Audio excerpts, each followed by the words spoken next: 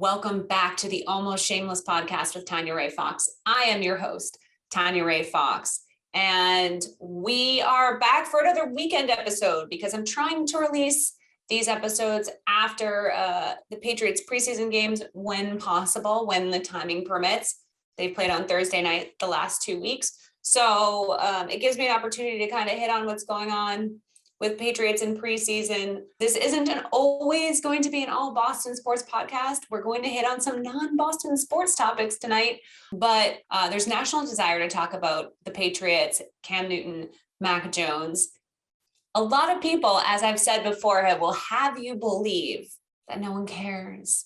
And yet, when I got on the conference calls this morning at work, one of the first topics of conversation was the Patriots. Now, yes, they were the only NFL game, but there's a lot to talk about there. And so we're going to hit on that. There is a little bit of LeBron controversy I want to talk about. For those who already know me, you know I'm a big LeBron fan. I tend to argue on behalf of LeBron as the GOAT over Michael Jordan.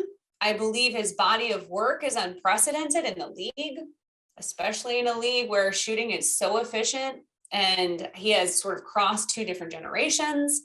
I think LeBron is the GOAT.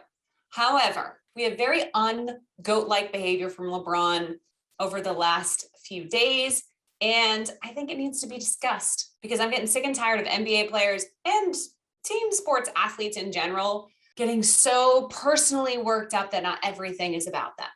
So we're going to hit on the LeBron controversy from the last few days, and I'm going to do my first top three. I used to do these all the time, these top three whatevers in the NFL for USA Today and these different places when I would do videos for them while I was writing. And I want to get back to that. So we're going to do the three most underrated NFL teams heading into the regular season as we get through preseason that are in positions to succeed that we're either not talking about enough or we're distracted about other things. So I have three teams we should be talking about more heading into the regular season.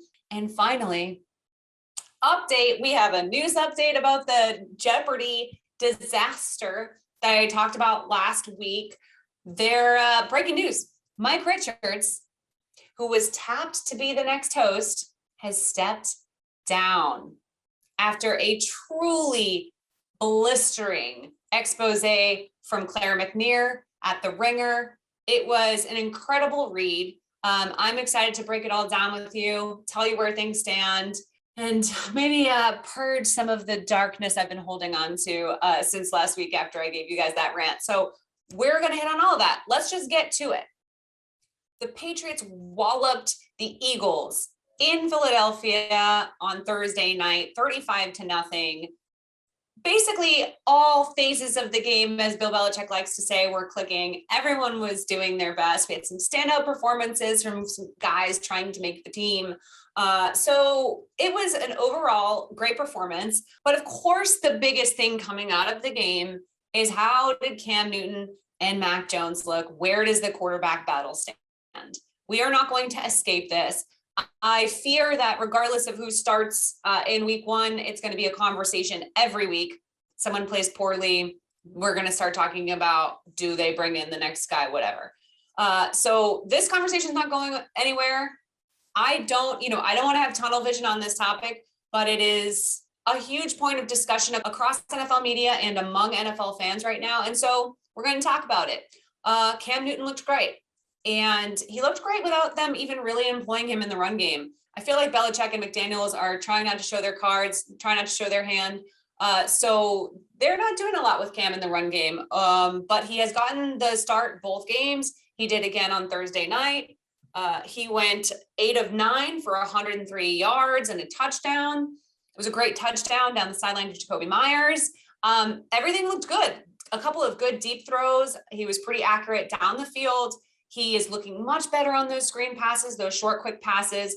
The biggest thing that I noticed was that there were a few times where the pocket was collapsing. And normally I just am so frustrated with Cam's inability to feel that pressure and to sense it and to move out of the way. And I know that we've been spoiled with Tom Brady for the last 20 years, who is easily the greatest, I think, of all time at sensing that pressure and moving around it in the pocket. We got spoiled by it, but Cam's uniquely bad at it for somebody as big as he is. And he did a great job at that. Now, the Eagles didn't bring out their starting defensive line. There were some backup second string guys in there, but still guys who are going to make the roster. And Cam looked like he did pretty well against that. He was great. His arm looked good. He was accurate. The strength looks like it's there. It's definitely improved.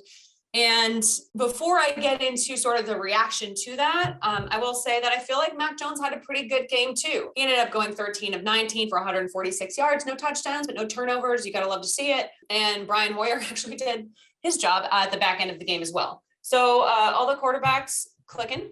Mac had his biggest issue in the game was his sort of game management at the end of the first half. He is a rookie. There are so many times where I think because he's so composed and he has that quick release and he looks so comfortable on the field, even in the hurry up, people are lulled into a false sense of security. This guy is still a rookie. He played one season in college, doesn't have a ton of experience at this high of a level. He has a huge leg up because he played for Nick Saban. And I think that that's a really pro style coach to play for in college. So it's great that he has the amount of experience that he does have, but he certainly doesn't have the amount of experience that someone like Trevor Lawrence or these multi-year starters do. And that's going to show. And that's why I've been harping on this all off season, that this guy, like, no matter how zippy his little passes look, no matter how quick he gets the ball out, no matter how comfortable he looks, pre-snap, all that stuff, he is still going to face a lot of variables that he just isn't prepared for as a rookie, especially as a rookie who's limited athletically, not mobile, and doesn't have the strongest arm. We saw a gorgeous pass, like 50 air yard pass down the left sideline to N'Keal Harry. Ended up not working out. N'Keal, you got to give him an A for effort. He laid out for the ball, went right through his hands. He landed on his shoulder, hurt himself. It was this gorgeous pass that could have been something really special. Ended up not being so good for N'Keal. And, I know a lot of people want to see that kind of stuff from Mac because you want to see where his arm strength is. You want to see him be able to make those big plays downfield when he senses the opportunity there, which I like. However, tough catch. And I think it's, there's been a couple of those from both Cam and Mac, but mostly Mac, because he's had more reps, where you can see the limits of the receiving game and that sense that like they don't have a true number one receiver who's going to catch those balls, because it was put in the spot where he could catch it. Did he have to dive for it a little? Yes. But again, if you can catch the ball, if it's going through your hands, it's a catchable ball. And this is the NFL. So you got to be able to make those plays. But that was nice. It was nice to see him because I did see in those shorter 15 to 20 yard passes, the zippier ones, I do feel like he's putting everything he has behind those throws. And they're falling off a little. There's some people who I think are seeing what they want to see with Mac sometimes. Oh, he placed the ball right where he could catch it. So he didn't take any big hits from the defenders. And it's like, I think it just lost its zip at the end. There's a lot of like bending down to catch Mac Jones catches, and that's okay. They're on target. They're accurate. I'm not super worried about it, but I also think that like there's some room to grow in terms of his timing and his ability to really get the strength so that those balls are either hitting players in stride, hitting them more in the chest. You want to see a little bit more growth on that front. I like what I've seen from Mac. I think he's kind of like the perfect McDaniels quarterback in a lot of ways, perfect McDaniels and Belichick quarterback because he is reliable in the fundamentals. The limits of his athleticism and his arm we'll see where that goes as he progresses in the league. But again, he's a rookie and I'm not sure he's prepared for these like big moments. If he couldn't handle the end of a preseason game against the crappy Eagles and their second and third stringers, I'm not sure how you roll him out against Brian Flores' defense in week 1. Just seems crazy to me. The rest of media and fans seem to have a little bit of an identity crisis. It was pretty clear that Cam Newton was the better quarterback on the field in the limited amount of time that we saw him most of the first quarter. So, Belichick is starting this guy in the games. He's giving him the starter reps, as I talked about last week. He comes out, his arm looks good, his timing looks good, his pocket awareness looks good. They're not even putting him in real RPO and running situations, any designed runs, anything like that. So I think we've seen like 35, 40% of what Cam can really even do in these tiny little moments in preseason. And I think that's strategic. I don't think Belichick wants to show everybody what he can do with Cam on the ground and all of these running backs. The running game yesterday was insane. It was insane. This team is clearly built to run. And I think if you have a player like Cam Newton who can really get the ball downfield, who's accurate downfield, that's what's going to open things up for this team. I just don't see Mac being able to do that regularly and consistently enough at this point in time in a real NFL game, full speed, first team, starters, all of it, being able to handle that. Going to the rushing side of the ball, J.J. Taylor led the team with 93 rushing yards. He had a touchdown, but we had another 2 touchdowns from Ramondre Stevenson. He's been having a great preseason. Patriots fans know better than to get all excited about a random new, whether it's a rookie or a random new running back who seems to be going insane. We've seen this time and time and time again. Bill Belichick and McDaniels are masters at putting running backs into this situation and figuring out which one matches up and how they can thrive in against a certain type of defense.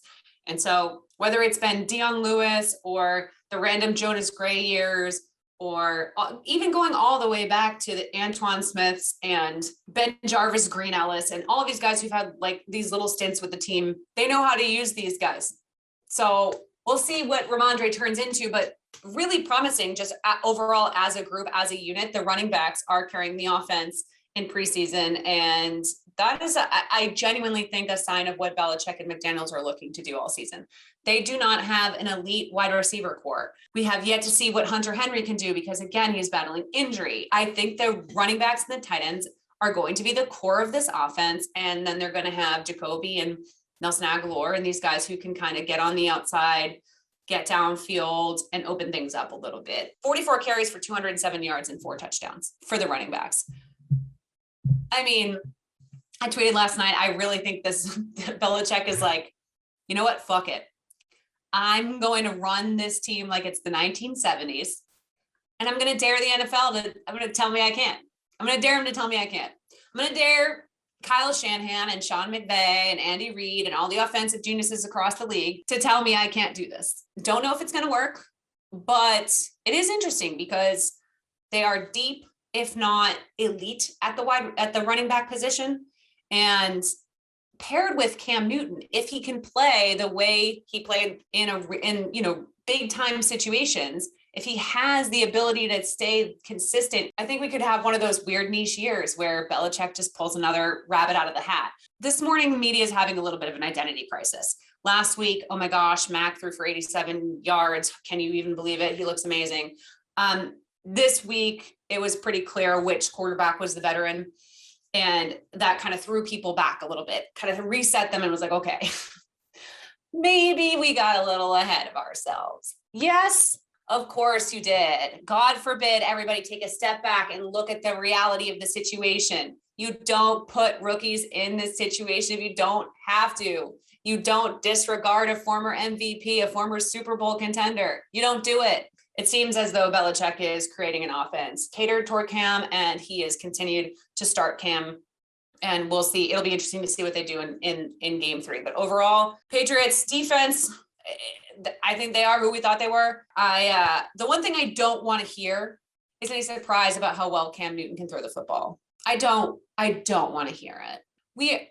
If you were never going to be willing to say, hey, maybe Cam's mechanics are a little off because he was coming off a year where he hadn't played at all due to injury, and then went to a new team and didn't have an offseason and didn't have preseason and was replacing Tom Brady with a team full of opt-outs in a pandemic year, then got COVID.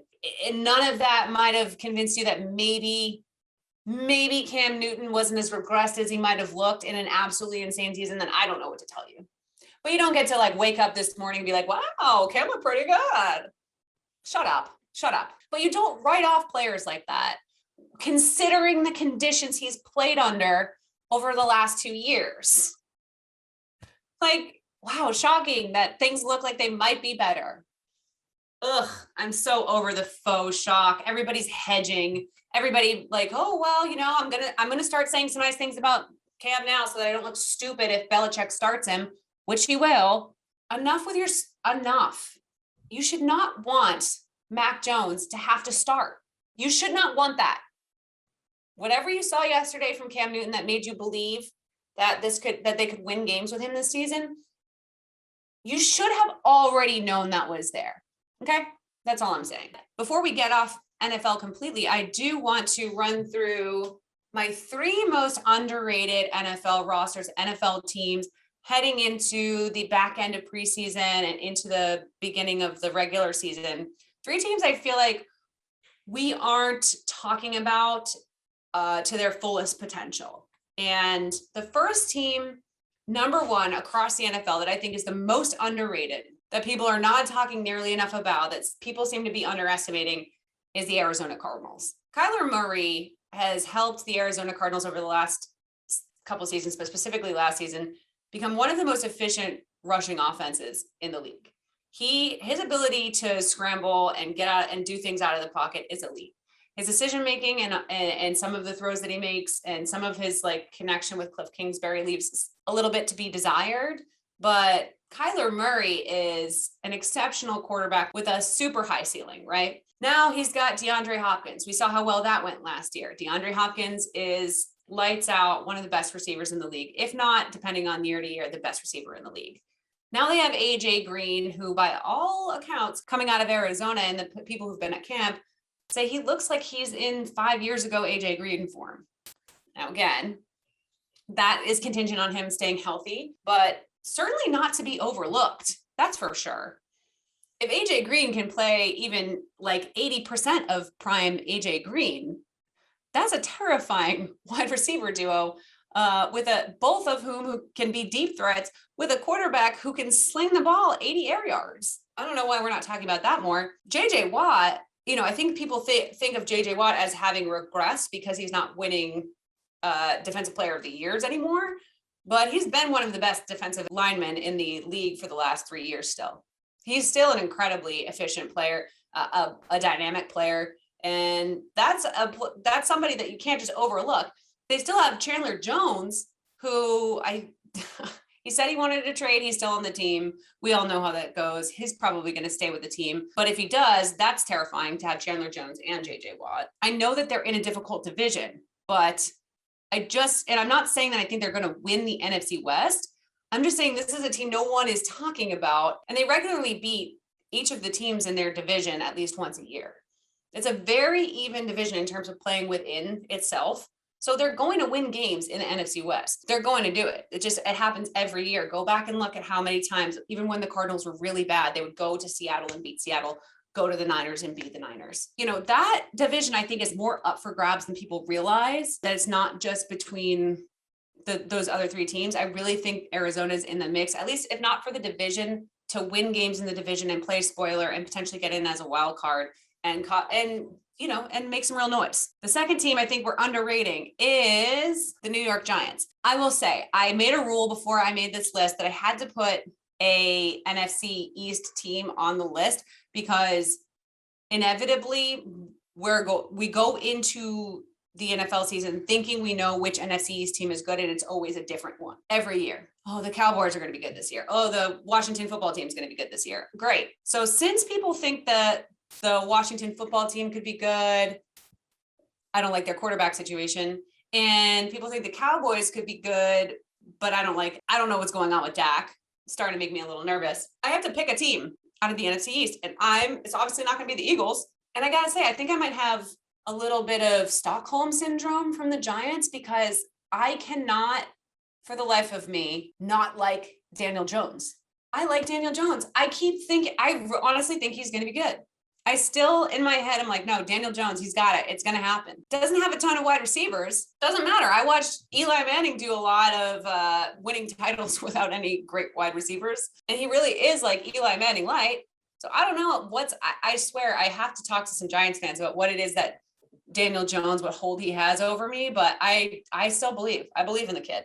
So that has a lot to do with it. But more importantly, they have a really improved secondary. And as the years go by, the secondary becomes more and more important as the passing offenses become more prolific, more elite as quarterbacks are getting better at passing earlier on in their careers. The secondary has become important. Teams are playing like base nickel and dime defenses sometimes, and their improved secondary is a huge part of what I think is going to make them a little bit more surprising than people realize. They added 3 big guys in the offseason, James Bradbury, Adoree Jackson, and Logan Ryan, who are all capable of making a pretty big difference on their own in that unit, let alone with all 3 of them being added on. I mean, this is a potentially top 5, top 10 secondary in the league. And if your defense can give you a chance, I like it. I also feel like it's a make or break year for the whole team in general. I think Joe Judge has a lot to prove. Certainly Dave Gettleman is hanging on by a thread. So it's kind of, you got to love a make it or break it year. They seem to have done enough to be better than they were. And if Daniel Jones can elevate to an actual starter, a regular NFL starter, then who knows what can happen. I just think that they deserve a little bit more attention considering the division that they're in. In other divisions, they probably don't have much of a chance. But the NFC East will be the NFC East. It will be up for grabs in week 17, week 18, just like it is every single year. It's just how that division goes. And I think that because of that, we should be paying a little bit more attention to what the New York Giants can do. And finally, my third most overlooked team, believe it or not, is the Green Bay Packers. We talk about the other 4 final teams last year a lot, right?